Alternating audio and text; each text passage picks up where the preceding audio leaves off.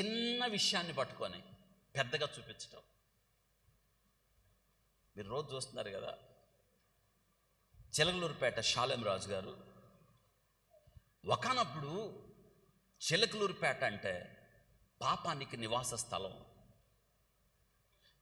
చిలకలూరుపేట అంటే ఆ మాట వినడానికి, ఆ పేరు చెప్పడానికి భయం వేసేది. ఆ ఊరి పేరు చెప్పేవాళ్ళం కాదు. ఆ సందర్భంలో మల్లెపూలు గురించి చెప్పాడంటండి ఆయన. దాన్ని పట్టుకొని ఈ ప్రపంచంలో పనికిమాలిన విషయాలు చాలా ఉన్నాయి. పాపం గురించి మాట్లాడరు. ఈ లోకంలో జరుగుతున్న చిన్నపిల్లల మీద అత్యాచారాల గురించి మాట్లాడరు. మనుషులు రోడ్డు మీద చంపుతున్న విషయాలు మాట్లాడరు.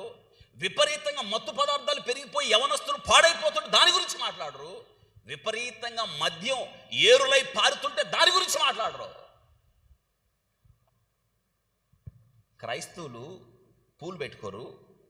వారు దేవునికి సమర్పించుకున్న వాళ్ళని చెప్పే ఉద్దేశంతో ఆయన అన్న మాటలు పట్టుకొని ఈ ఆంధ్ర తెలంగాణ రాష్ట్రాల్లో ఏ సమస్య లేనట్టు దీనికి ఎవరున్నారు? అపవాది. ఏమనుకుంటున్నారు? అపవాదండి చిన్న చిన్న విషయాలను పెద్దగా చేస్తారు తెలుసా. అసలైన విషయాన్ని దాచిపెట్టే.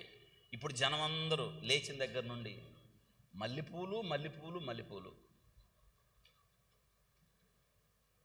నేనంటాను కనకరాంబరాలు కూడా మంచియే, వాటి గురించి ఎవరు మాట్లాడరు.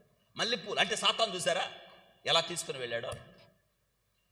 ఈ ప్రపంచం ఏకమైన దైవ సేవకుల్ని ఎవరేం చేయలేరు. ఎవరితోనో పెట్టుకోవచ్చు, వాళ్ళతో పెట్టుకోకూడదు. ఆ దినాన ఇశ్రాయేలుతో దేవుడు అన్నాడు, నా కనుగుడ్డును తాకినట్టని. దైవ సేవకులతో పెట్టుకొని బ్రతికి బట్టగట్టినట్టు ఎవరు లేరు. కానీ నేటి దినాన ఎన్నడూ లేనంత దేవుని బిడ్డల మీద, ఎన్నడూ లేనంత దైవ సేవకుల మీద